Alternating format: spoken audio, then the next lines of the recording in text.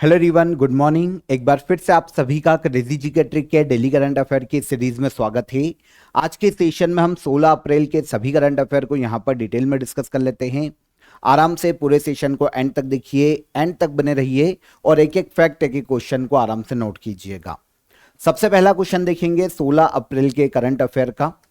Archery world cup stage 1 में भारत ने total कितने मेडल अपने नाम किए हैं? देखिए, वर्ल्ड आर्चरी के द्वारा आर्चरी वर्ल्ड कप का आयोजन करवाया जाता है ना। तीरंदाजी वर्ल्ड कप है। इस बार इसका 19th एडिशन आयोजित किया गया है आर्चरी वर्ल्ड कप का। यहां पर ये जो वर्ल्ड कप है ना, टोटल 5 फेज में आयोजित किया जा रहा है। कितने फेज में? 5 फेज में।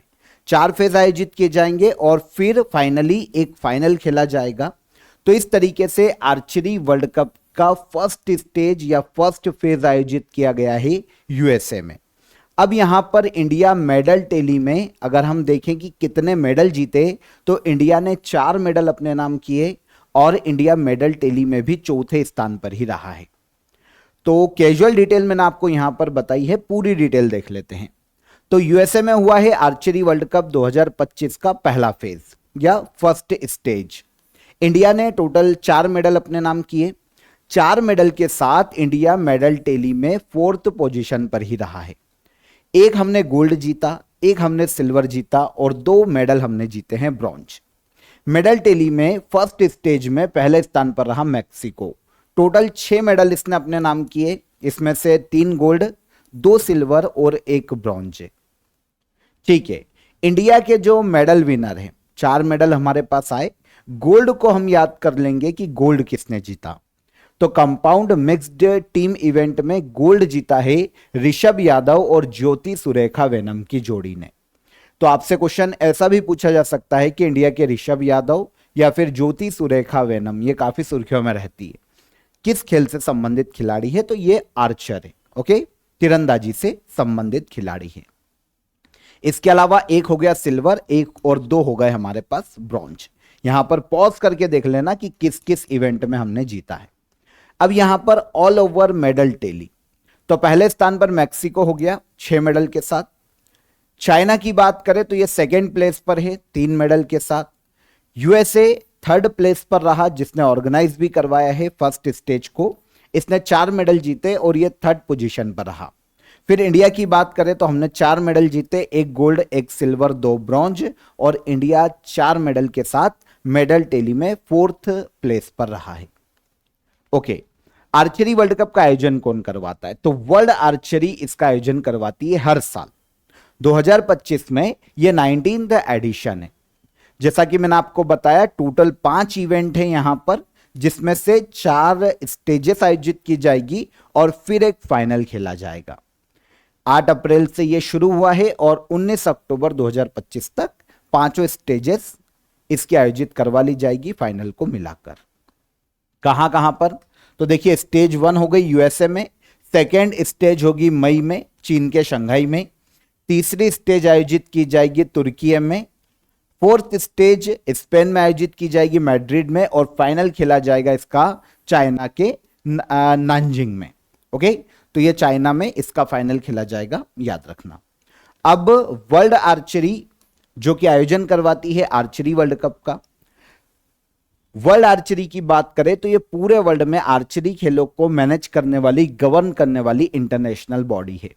1931 में इसकी स्थापना की गई थी और इसका हेडक्वार्टर देखने को मिलता है स्विट्जरलैंड के लुसाने में। जो इंटरनेशनल ओलंपिक कमेटी है उसके द्वारा वर्ल्ड आर्चरी मान्यता प्राप्त है। तो वर्ल्ड आर्चरी की स्थापना हुई थी 1931। Second question, India laser beam से फिक्स्ड विंग ड्रोन को मार गिराने की क्षमता हासिल करने वाला दुनिया का कौन सा देश बना है? तो लेजर बीम, ओके, मतलब जो पावरफुल लेजर होती है ना, उसके माध्यम से फिक्स्ड विंग ड्रोन को मार गिराने वाला ये जो क्षमता है, इसको हासिल करने वाला इंडिया वर्ल्ड का 4था देश बना है। पहले तो आपको जो कंफ्यूजन आएगा ना, वो फिक्स्ड विंग ड्रोन पर आएगा कि ये क्या है। अगर हम फिक्स्ड विंग ड्रोन की बात करें तो एक एरोप्लेन की तरह आपको ये ड्रोन दिखाई देगा जिसमें पंख जुड़े होते हैं ना। अगर आप यहां पर छोटी सी इमेज देखेंगे तो ये आपको एरोप्लेन की तरह दिखाई देगा। देखिए, क्योंकि पंख जुड़े होते हैं इसीलिए एक तो इसको लैंडिंग करने में, है ना, या फिर उड़ने के लिए एक रनवे की जरूरत पड़ती है, और इसके अलावा लंबी दूरी ये ड्रोन तय कर पाता है। यह है फिक्स्ड विंग ड्रोन। इसको हवा में ही खत्म करने के लिए एक लेजर बीम को डेवलप किया है इंडिया ने, और ऐसा करने वाला इंडिया वर्ल्ड का फोर्थ देश बना है, चौथी कंट्री बना है, क्योंकि इसके पहले ये जो टेक्नोलॉजी है ना, केवल यूएसए, रशिया और चाइना के पास थी। तो 13 अप्रैल 2025 को डीआरडीओ ने सफल परीक्षण किया है MK2A laser directed energy weapon system का। इसका ट्रायल किया है।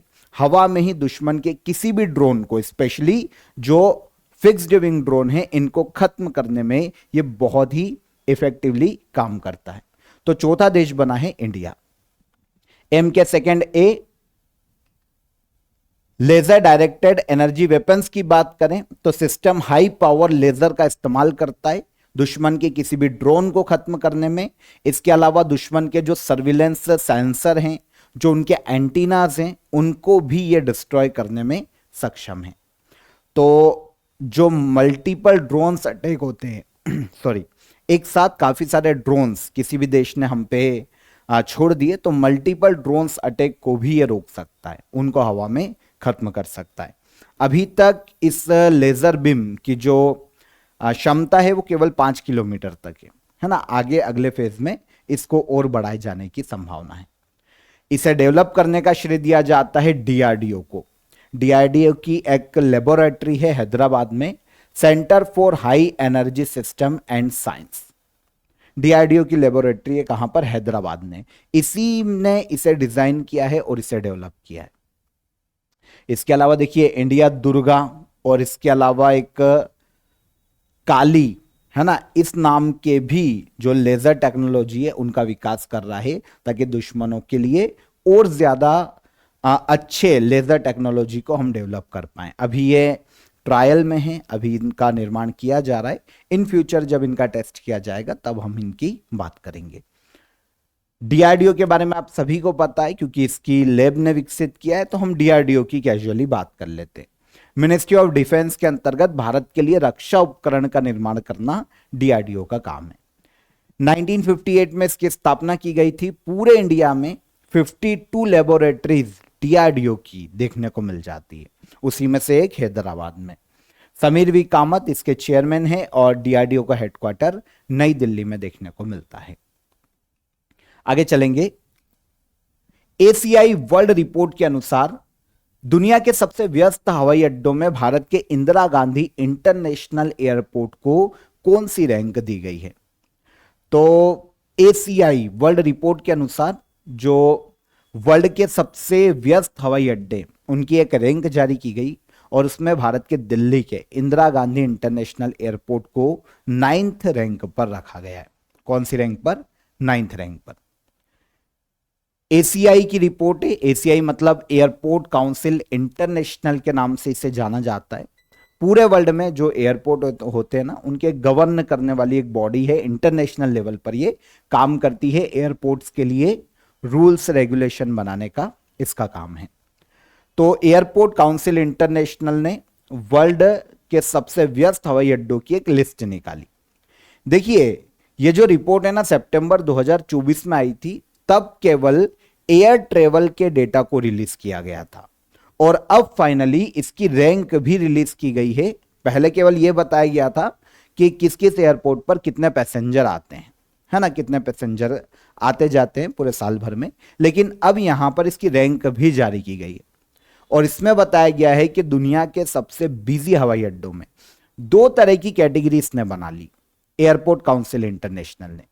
एक बना ली डोमेस्टिक पैसेंजर की कैटेगरी, और एक बना ली इंटरनेशनल पैसेंजर्स की कैटेगरी। यहां पर डोमेस्टिक पैसेंजर कैटेगरी, दोनों में अंतर क्या है? देखिए, कोई अमेरिका से इंडिया आया, कोई वियतनाम से इंडिया आया, कोई जापान से इंडिया आया, तो वो इंदिरा गांधी इंटरनेशनल एयरपोर्ट पर उतरा। अब ये इंटरनेशनल पैसेंजर है। लेकिन कोई मान लो कि मुंबई का व्यक्ति है, वो दिल्ली गया, है ना, दिल्ली एयरपोर्ट गया, या फिर कोई बिहार का व्यक्ति दिल्ली एयरपोर्ट गया, या फिर कोई अदर राजस्थान का कोई व्यक्ति गया, कर्नाटका से कोई गया, तो ये जो ट्रेवल कर रहे हैं ना, कोई एक कर्नाटका का व्यक्ति है, वहां का मूल निवासी है, वो बिजनेस के सिलसिले में मुंबई गया, मुंबई से वापस कर्नाटक आया, तो ये क्या, ये डोमेस्टिक पैसेंजर है, घरेलू पैसेंजर। लेकिन एक होते हैं इंटरनेशनल पैसेंजर। तो दोनों में डिफरेंस आपको समझ में आ गया होगा। इन दो कैटेगरी में जो इंदिरा गांधी इंटरनेशनल एयरपोर्ट है, जिसको 9th रैंक दी गई, वो डोमेस्टिक पैसेंजर कैटेगरी में, ध्यान रखना। ओके, इसमें बताया गया है 2024 के डेटा को एनालिसिस करके कि दिल्ली एयरपोर्ट में 77 मिलियन पैसेंजर आए हैं 2024 में, 77 मिलियन पैसेंजर। और रैंक में इंडिया के इंदिरा गांधी एयरपोर्ट को डोमेस्टिक पैसेंजर कैटेगरी में रैंक दी गई 9th। लास्ट ईयर 2023 के लिए जब डेटा आया था, तब Indira Gandhi airport 10th rank पर था। तो यहां पर मैं आपको टॉप रैंक बताता हूं। पहले डोमेस्टिक पैसेंजर कैटेगरी में पहले स्थान पर रखा गया है यूएसए के एटलांटा एयरपोर्ट को। सेकंड पर यूएई का दुबई, थर्ड पर डलास एयरपोर्ट यूएसए में है, और इंडिया का आ जाता है, सॉरी यहां पर ये तीन जो रैंक है ये सेम है 2023 और 2024 की। इंदिरा गांधी एयरपोर्ट की रैंक यहां पर चेंज हुई है। पहले हम 2023 में 10th रैंक पर थे और अब हम आ गए हैं 9th रैंक पर। ओके, इसके अलावा इंटरनेशनल पैसेंजर रैंकिंग 2023 का छोड़ देता हूं, मैं आपको 2024 का ही बता देता हूं। 2024 में इंटरनेशनल पैसेंजर रैंकिंग में पहले स्थान पर आता है दुबई यूएई, सेकंड पर आता है लंदन यूके, थर्ड पर आता है कोरिया का इंचॉन एयरपोर्ट। तो टॉप 3 याद कर लो। इंडिया का टॉप 10 में यहां पर कोई भी एयरपोर्ट नहीं है इंटरनेशनल पैसेंजर कैटेगरी में। डोमेस्टिक में Indira Gandhi airport 9th place पर या रैंक पर रखा गया। ओके, तो कंफ्यूज मत होना, दोनों कैटेगरी आई होप आपको समझ में आ गई होगी। आगे बढ़ने से पहले ऑफर ऑफ द डे आपको बता दूं, आप सभी के लिए इंग्लिश वोकेब यहां पर कोर्स अवेलेबल है, जहां पर आपको इंग्लिश की 5000 से ज्यादा वोकेबलरी देखने को मिलेगी। आपके लिए वीडियो लेक्चर्स यहां पर प्रोवाइड किए गए हैं आपको, ताकि आपको किसी भी वोकेब में कोई प्रॉब्लम ना आए, और साथ ही साथ वोकेब को कहां पर यूज किया जाता है, किस सेंटेंस में किस तरीके से यूज किया गया है, वो सारी आपको डिटेलिंग आपको वीडियो लेक्चर्स में देखने को मिल जाएगी। इसके अलावा आपको डिटेल्ड ई बुक भी मिल जाएगी इंग्लिश के इस 5000 वोकेब की। ओके, काफी नॉमिनल प्राइस में अभी के लिए ये आपके लिए अवेलेबल है 24 रुपीज में। डिस्क्रिप्शन में मैं आपको इसके लिंक दे दूंगा, वहां पर क्लिक करके आप डायरेक्ट इसे अवेल कर सकते हैं। और कोई भी डाउट आता है, हेल्पलाइन नंबर आपके लिए रहता है, कॉल कीजिए, व्हाट्सअप कर दीजिए, हमारी सपोर्ट टीम आपकी मदद के लिए खड़ी है। चलिए आगे आ जाएं। इंडियन सुपर लीग 2025 में किस टीम ने आईएसएल कप अपने नाम किया है? इंडियन सुपर लीग कप, देखिए इंडियन सुपर लीग फुटबॉल की प्रतियोगिता है ना। यहां पर दो तरीके के इवेंट है, एक होता है कप आईएसएल कप और एक होता है आईएसएल शील्ड। पहले आईएसएल शील्ड आयोजित की जाती है और फिर उसके बाद आयोजित किया जाता है आईएसएल कप। बात करेंगे, यहां पर बात की जा रही है आईएसएल कप की। तो पहले यह तो समझ में आ गया कि इंडियन सुपर लीग किसकी प्रतियोगिता है? फुटबॉल की। अब आईएसएल कप विनर रही है मोहन बागान सुपर जॉइंट। आंसर डी यहां पर करेक्ट हो जाएगा। तो कप के बारे में तो आपको पता चल गया, मोहन बागान सुपर जॉइंट ने बेंगलुरु एफसी को फाइनल में हराया और आईएसएल 2024-25 के फाइनल में आईएसएल कप का खिताब अपने नाम किया है। फरवरी 2025 में इसी साल मोहन बागान सुपर जॉइंट ने ही आईएसएल शील्ड का खिताब भी अपने नाम किया था, है ना। देखिए मोहन बागान सुपर जॉइंट अभी तक मुंबई सिटी एफसी के बाद दूसरी ऐसी टीम है जिसने एक ही साल में शील्ड भी जीता है, आईएसएल लीग का शील्ड प्रतियोगिता भी जीती है और आईएसएल लीग का कप भी अपने नाम किया है। क्योंकि इसके पहले अभी तक केवल मुंबई सिटी एफसी ही ऐसा कर पाई थी 2020-21 के कप में, जब इन्होंने शील्ड और कप दोनों जीते थे। अब मोहन बागान एसजी ने भी 2025 में आईएसएल शील्ड और आईएसएल कप दोनों के ही खिताब जीते हैं। देखिए इंडियन सुपर लीग फुटबॉल की प्रतियोगिता है, पहली चीज तो ये। All India football federation India में, और football sports development limited India की ही संस्था है। ये दोनों मिलकर इंडियन सुपर लीग का आयोजन करवाते हैं। सबसे पहली बार जो फर्स्ट सीजन है वो 2014 में आयोजित किया गया था, और अब 2024-25 का जो सीजन है वो 11वां एडिशन है। इस बार पार्टिसिपेट किया 13 टीमों ने, 13 क्लब्स ने। करंट चैंपियन 2024 में मुंबई मोहन बागान सुपर जॉइंट हो जाती है, एसजी हो जाती है, जिसने शील्ड और कप दोनों ही अपने नाम किया। लास्ट चैंपियन 2023-24 में शील्ड जीती थी मोहन बागान एसजी ने, लेकिन कप जीता था मुंबई सिटी ने। लेकिन इस बार मोहन बागान एसजी ने कप और शील्ड दोनों जीती है। 2 कंपटीशन होते हैं, शील्ड विनर और कप विनर, है ना। पहले आयोजित किया जाता है शील्ड विनर। अब जितने भी यहां पर टीमें होती है क्लब की शील्ड विनर में, है ना, पहले शील्ड आयोजित होती है और फिर कुछ महीनों बाद कप आयोजित किया जाता है। देखिए, शील्ड वाले सीजन में जितनी भी क्लब वाली टीमें होती है उनकी एक रैंक बनती है, जो पॉइंट टेबल होती है ना, अच्छे परफॉर्मेंस के आधार पर, उसके आधार पर टॉप 6 टीमों को लिया जाता है जो पॉइंट टेबल में रहती। उन 6 टीमों के मध्य में आयोजित किया जाता है कप। ओके, लेकिन 6 टीमों में जो सबसे टॉप पर रही उसने क्या जीत ली? शील्ड, है ना, आईएसएल शील्ड उसने अपने नाम कर ली। अब जो फर्स्ट रैंक वाली पॉइंट टेबल में, उसने आईएसएल शील्ड जीत ली, और जो टॉप रैंकर है ना, 2, एक तो शील्ड जीतने वाली और दूसरे नंबर पर जो है वो डायरेक्ट सेमीफाइनल में जाती है कप के। आईएसएल कप वाले जो लीग होती है आगे चलकर, उसमें डायरेक्ट सेमीफाइनल में जाती है टॉप 2 टीमें, और बाकी की नीचे की जो 4 टीमें होती है वो फिर अपने बीच में उनके मध्य में आयोजित किए जाते हैं मैचेस, और फिर फाइनली 2 सेमीफाइनल होते हैं, और फिर एक टीम जीतती है आखिरी में जाकर कप, आईएसएल कप। इस बार शील्ड और कप दोनों ही किसने जीता है? मोहन बागान एसजी ने।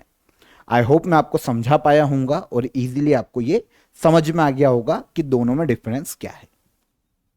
आगे चलते हैं। तब तक, हाल ही में अनुसूचित जाति उप श्रेणीकरण लागू करने वाला भारत का पहला राज्य कौन सा बना है?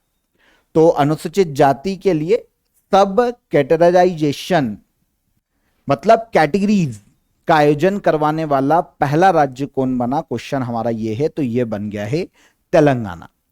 सुप्रीम कोर्ट का एक आदेश आया था 2024 में, अगस्त मंथ के आसपास। उसमें सुप्रीम कोर्ट ने कहा था कि भाई राज्यों को जो एससी कैटेगरी है उसमें भी सब कैटेगरीज बनानी चाहिए, ताकि एससी में भी ऐसा वर्ग जिनके पास सुविधाएं नहीं पहुंची, जिनके पास सरकारी योजनाओं का लाभ नहीं पहुंचा, उनको लाभ दिया जा सके। तो सब कैटेगरीज बनाई जानी चाहिए, यह कहा था सुप्रीम कोर्ट ने 1 अगस्त 2024 को अपने डिसीजन में, और अप्रूव किया था सब कैटेगरीज को एससी के अंदर। तो अब तेलंगाना ने क्या किया है? 14 अप्रैल 2025 को जब अंबेडकर जयंती थी, तब उसने शेड्यूल कास्ट एक्ट 2025 को लागू किया है, और 3 प्रकार की कैटेगरीज बनाई है शेड्यूल कास्ट में। 3 प्रकार की सब कैटेगरीज बनाई है तेलंगाना में। अभी तेलंगाना में 59 शेड्यूल कास्ट देखने को मिलती है ऑल ओवर। 3 ग्रुप्स में इनको डिवाइड कर दिया गया। अब इन्हें रिजर्वेशन अलग अलग दिया जाएगा तीनों कैटेगरीज को। देखिए, ग्रुप 1 में 15 कैटेगरीज रखी गई है, जो कि बहुत ज्यादा हम बोल सकते हैं जिनको योजनाओं का लाभ अभी तक नहीं पहुंचा, बहुत ज्यादा पिछड़ी और योजनाओं का लाभ न के बराबर पहुंचा है, मतलब जिनकी अभी तक अवहेलना हुई है, तो उनको दिया गया है उनकी जनसंख्या के आधार पर 1% का रिजर्वेशन।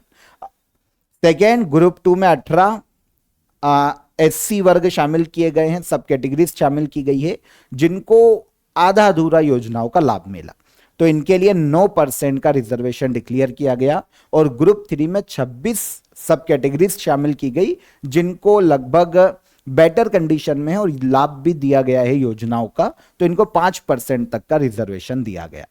अब आप सोचोगे सर जिनको सबसे कम फायदे मिले हैं अभी तक उनको केवल 1% रिजर्वेशन, ऐसा क्यों? तो देखिए जनसंख्या के आधार पर ये रिजर्वेशन दिया गया है ना।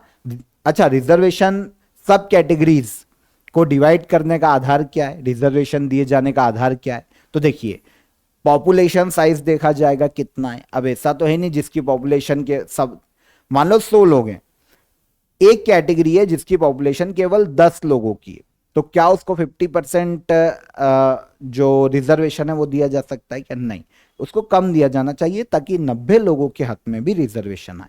तो एक तो पॉपुलेशन देखी जाएगी, लिटरेसी रेट देखा जा रहा है, एम्प्लॉयमेंट और एजुकेशन एक्सेस कितना ज्यादा है, पहुंच कितनी अच्छी है किस कम्युनिटी की, वित्तीय सहायता है ना किस कैटेगरी को सबसे ज्यादा मिली है किसको कम मिली है, और जो पॉलिटिकल पार्टिसिपेशन है वो कितना ज्यादा है, उस आधार पर भी यहां पर सब कैटेगरीज डिवाइड की गई है और उनके लिए रिजर्वेशन डिवाइड किया गया है।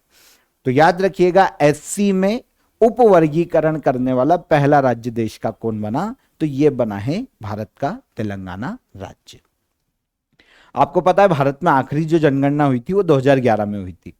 उसके आंकड़ों के अनुसार इंडिया में अगर पॉपुलेशन देखें उस आंकड़ों के अनुसार तो उस वक्त ऑलमोस्ट 1.21 बिलियन इंडिया की पॉपुलेशन थी, जो कि अब बढ़कर लगभग 145 करोड़ तक हो गई होगी। उस वक्त 121 करोड़ के आसपास थी।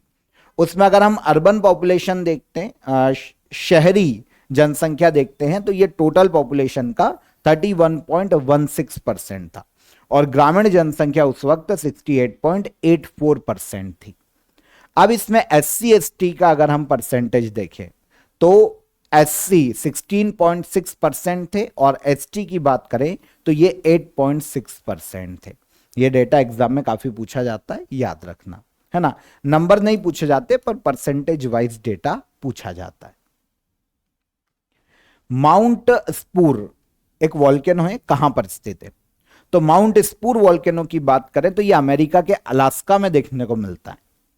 अलास्का पता है कनाडा के पश्चिम में स्थित है, लेकिन ये यूएसए का अंग है। तो यूएसए के पार्ट अलास्का में माउंट स्पूर ज्वालामुखी स्थित है ना, ठंडा क्षेत्र बर्फीला, और यहां पर एक ज्वालामुखी देखने को मिलता है।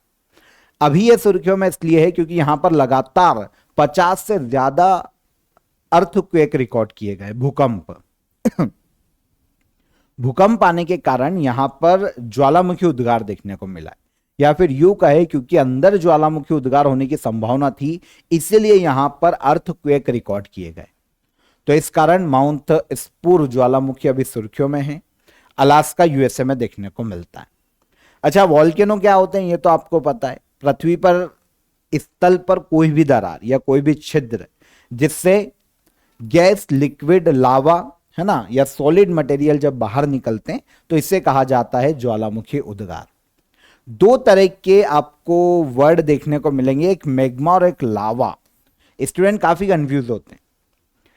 ज्वालामुखी के मुहाने के अंदर या पृथ्वी के आंतरिक संरचनाओं में जो मेल्ट रॉक होते हैं वो कहलाता है मैग्मा, है ना, मेल्ट कंडीशन में जो लिक्विड फॉर्म में लेकिन पृथ्वी के अंदर की तरफ है, आंतरिक हिस्सों में, वो मैग्मा कहलाता है। लेकिन जब वही सरफेस पर या सतह पर आ जाता है तो वो कहलाता है लावा, क्योंकि उसमें से गैस निकल चुकी होती है। तो गैस युक्त है ना, जो गैस के साथ होगा वो होगा मैग्मा और जो बिना गैस के होगा वो बचेगा लावा। तो पृथ्वी के सरफेस पर लावा देखने को मिलता है क्योंकि तब तक गैस निकल चुकी होती है। तीन तरह के वॉल्केनो होते हैं। एक्टिव वॉल्केनो जिसमें बार बार उद्गार होता रहता है ना, फॉर एग्जांपल किलाउआ वॉल्केनो हवाई द्वीप पर है अमेरिका में। सेंट मारिया वॉल्केनो ग्वाटेमाला में देखने को मिलता है। एक प्रसुप्त वॉल्केनो होता है जिसमें उद्गार बहुत पहले हुआ था लेकिन आगे भी उद्गार होने की संभावना है, तो ये प्रसुप्त ज्वालामुखी होते हैं। माउंट किलिमंजारो इसका एक एग्जाम्पल है तंजानिया अफ्रीका में। और एक होते हैं एक्सटिंक्ट वॉल्केनो या फिर मृत ज्वालामुखी इनको बोलते हैं। इनमें प्राचीन समय से काफी समय से उद्गार नहीं हुआ है और आगे भी उद्गार होने की संभावना नहीं है, तो ये मृत ज्वालामुखी है। दिंदोधार हिल जो कि गुजरात में कभी हुआ करती थी, ये वॉल्केनो एक मृत ज्वालामुखी का एग्जाम्पल देखने को मिलता है। आगे आएंगे, हाल ही में किस शहर ने 14 अप्रैल को डॉक्टर भीमराव अंबेडकर दिवस के रूप में घोषित किया है? विदेश का कौन सा शहर है? तो हाल ही में न्यूयॉर्क सिटी, जो कि यूएसए में स्थित है, इसने 14 अप्रैल को डॉक्टर भीमराव अंबेडकर दिवस मनाए जाने की घोषणा की। न्यूयॉर्क सिटी के जो मेयर है वर्तमान में, एरिक एडम्स, इन्होंने घोषणा की है कि 14 अप्रैल को न्यूयॉर्क सिटी में doctor Bhimrao Ambedkar day celebrate किया जाएगा हर साल। डॉक्टर भीमराव अंबेडकर का जो योगदान है ना, भारत को यूनाइट करने में और इसके अलावा इंडियन कॉन्स्टिट्यूशन के निर्माण में, ह्यूमन राइट के लिए डॉक्टर भीमराव अंबेडकर ने जो काम किया है उनको सम्मान देने के लिए न्यूयॉर्क सिटी के मेयर ने यह पहल शुरू की है। आपको पता है 2024 में न्यूयॉर्क सिटी की एक मैनहट्टन की एक रोड है, ईस्ट 63 स्ट्रीट, इसका नाम भी डॉक्टर भीमराव अंबेडकर मार्ग किया गया था। और अब 2025 में 14 अप्रैल को न्यूयॉर्क सिटी के मेयर ने घोषणा की कि हम हर साल 14 अप्रैल को डॉक्टर भीमराव अंबेडकर डे मनाएंगे। तो भीमराव अंबेडकर जी के बारे में मैंने आपको पहले भी बताया था। 14 अप्रैल 1891 में इनका जन्म हुआ था मध्य प्रदेश के महू में, जो कि वर्तमान में इंदौर जिले की एक तहसील है। कॉन्स्टिट्यूएंट असेंबली, जो संविधान सभा थी, उसमें ड्राफ्टिंग कमेटी के अध्यक्ष थे डॉक्टर भीमराव अंबेडकर, है ना। फादर ऑफ इंडियन कॉन्स्टिट्यूशन कहलाते हैं और भारत के पहले विधि मंत्री रहे हैं स्वतंत्रता के बाद। 1990 में डॉक्टर भीमराव अंबेडकर को भारत रत्न से सम्मानित किया गया था। आगे आइए, हाल ही में भू भारती नामक नया भूमि रिकॉर्ड पोर्टल या सिस्टम किस राज्य ने लॉन्च किया है? तो भू भारती नाम का नया भूमि रिकॉर्ड सिस्टम या पोर्टल लॉन्च किया है तेलंगाना सरकार ने। देखिए, भूमि का रिकॉर्ड रखा जाएगा पोर्टल के माध्यम से। अभी तक तेलंगाना धरनी पोर्टल का यूज कर रहा था, धारानी पोर्टल इसका नाम है, इसका यूज कर रहा था, लेकिन इसमें ट्रांसपेरेंसी नहीं थी। भूमि के रिकॉर्ड पूरी तरीके से क्लियर नहीं थे और यहां पर बहुत सारी चीजें ऐसी थी धरानी पोर्टल में जो हिडन थी, हिडन की जा सकती थी। तो ट्रांसपेरेंसी की यहां पर कमी थी। जो भूमि के मालिक है उनका डेटा रिकॉर्ड में यहां पर कम देखने को मिल रहा था, पूरी तरीके से आधा अधूरा पोर्टल था।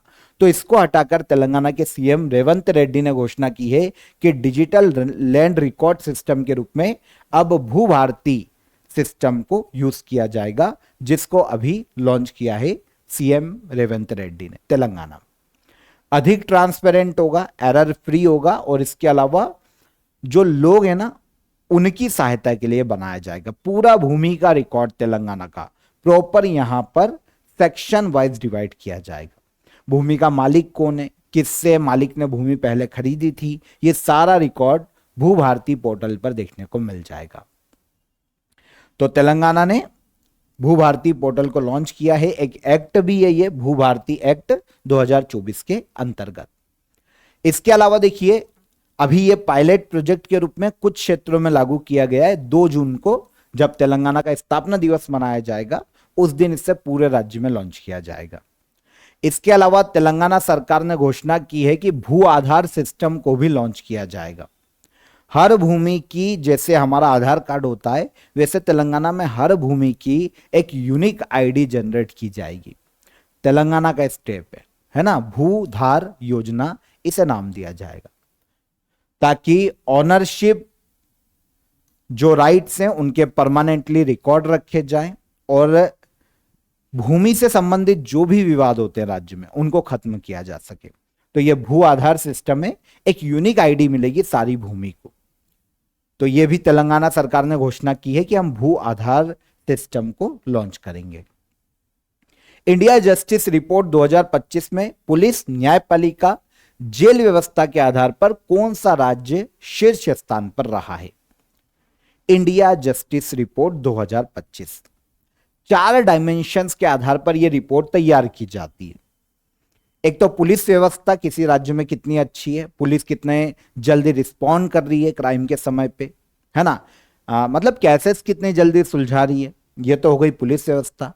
जुडिशियरी किसी राज्य में, हाई कोर्ट, जिला कोर्ट कितना अच्छा काम कर रहे हैं, वहां के जजेस कितना अच्छा काम कर रहे हैं, टाइम पे मामले निपटा पा रहे कि नहीं। जेल व्यवस्था,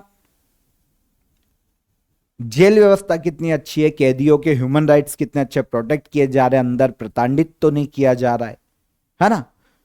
और तो ये अलग अलग 4 डायमेंशन थे। इनके आधार पर इंडिया जस्टिस रिपोर्ट 2025 को तैयार किया जाता है।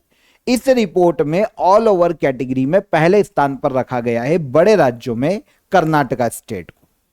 किसको रखा गया? कर्नाटका राज्य को। 4 डायमेंशंस में से चौथा डायमेंशन है लीगल हेल्प का, है ना, मतलब न्यायिक सहायता कितनी जल्दी पहुंच पा रही है लोगों तक, कितनी अच्छी मिल पा रही है, उस आधार पर। तो ये 4 डायमेंशंस देखे जाते हैं। अलग अलग कैटेगरी में भी रैंक दी जाती है राज्यों को, लेकिन इन चारों को मिलाकर एक ओवरऑल कैटेगरी भी बनाई जाती है। हम ओवरऑल कैटेगरी को देखेंगे और हर कैटेगरी में जो टॉप स्टेट है उसकी बात करेंगे। लेकिन पहले ये कि भाई जारी कौन करता है रिपोर्ट को, तो टाटा ट्रस्ट अलग अलग ऑर्गेनाइजेशन के साथ मिलकर इस रिपोर्ट को जारी करता है। इंडिया जस्टिस रिपोर्ट 2025 की हाल ही में जारी की गई। ओवरऑल कैटेगरी में पहली पोजीशन पर है कर्नाटका, जिसमें सारे डायमेंशंस पर बहुत ही अच्छा काम हो रहा है। और इस रिपोर्ट में सबसे नीचे रखा गया है वेस्ट बंगाल और उत्तर प्रदेश को। ओवरऑल कैटेगरी की हम बात करते हैं। बड़े स्टेट में चारों डायमेंशंस के आधार पर ओवरऑल कैटेगरी में पहले स्थान पर कर्नाटका, सेकंड पर आंध्र प्रदेश, थर्ड पर है तेलंगाना। और वहीं स्मॉल स्टेट की बात करें तो पहले पर सिक्किम, सेकंड पर हिमाचल प्रदेश और थर्ड पर है अरुणाचल प्रदेश। अब सिंगल सिंगल कैटेगरी तो देखिए, पुलिस व्यवस्था में पहले स्थान पर रखा गया कर्नाटका को, जुडिशियरी में भी पहले स्थान पर कर्नाटका है। जेल व्यवस्था की बात करें तो पहले स्थान पर है सिक्किम। लीगल हेल्प की बात करें, कानूनी सहायता की बात करें तो इसमें पहले स्थान पर आता है तमिलनाडु। इंडिया जस्टिस रिपोर्ट 2025 में हर साल जारी की जाती है। टाटा ट्रस्ट और centre for social justice, common cause, ऐसी अलग अलग इंस्टीट्यूशन के सहायता से टाटा ट्रस्ट इसको जारी करता है। पहली बार निकाली गई थी 2019 में, तब से हर साल इस रिपोर्ट को जारी किया जा रहा है। ऑल ओवर कैटेगरी में पहले स्थान पर कौन? कर्नाटका। लास्ट क्वेश्चन, खेलो इंडिया यूथ गेम्स 2025 के शुभंकर का क्या नाम दिया गया है? अच्छा, 2025 में खेलो इंडिया यूथ गेम्स हो कहां रहा है? यह आयोजित किया जा रहा है बिहार में। हाल ही में खेलो इंडिया यूथ गेम्स 2025 का लोगो जारी किया गया, मैस्कॉट जारी किया गया, सॉन्ग जारी किया गया। यहां पर मैस्कॉट की बात करें तो मैस्कॉट घोषित किया गया है गज सिम्हा को या गज सिंह को, है ना, गज सिंह या गज सिम्हा इसको नाम दिया गया है। तो आंसर हो जाएगा यहां पर आंसर डी, गज सिम्हा। यहां पर आप देखेंगे तो ये मैस्कॉट है खेलो इंडिया यूथ गेम्स 2025 का, गज सिम्हा। ओके, आयोजन 4 से लेकर 15 मई तक किया जाएगा बिहार में।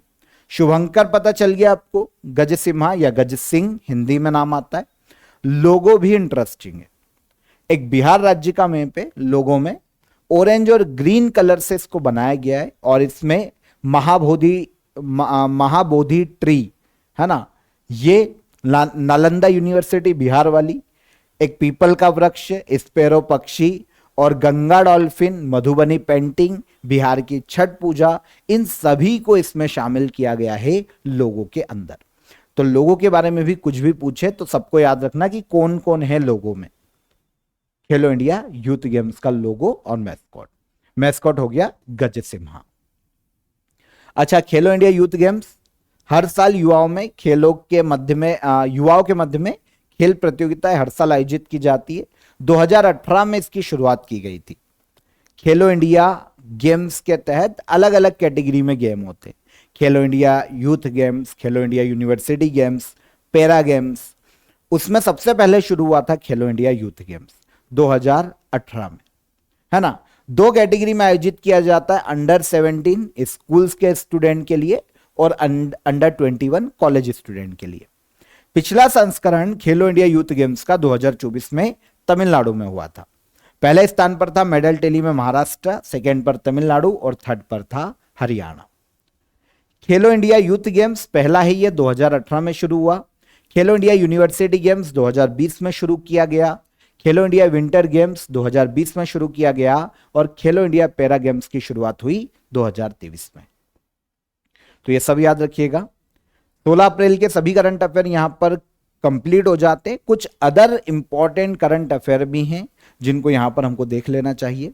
ठीक है, पंजाब सरकार ने एक हाइब्रिड धान की किस्म है पूसा 44, इस पर प्रतिबंध लगाया।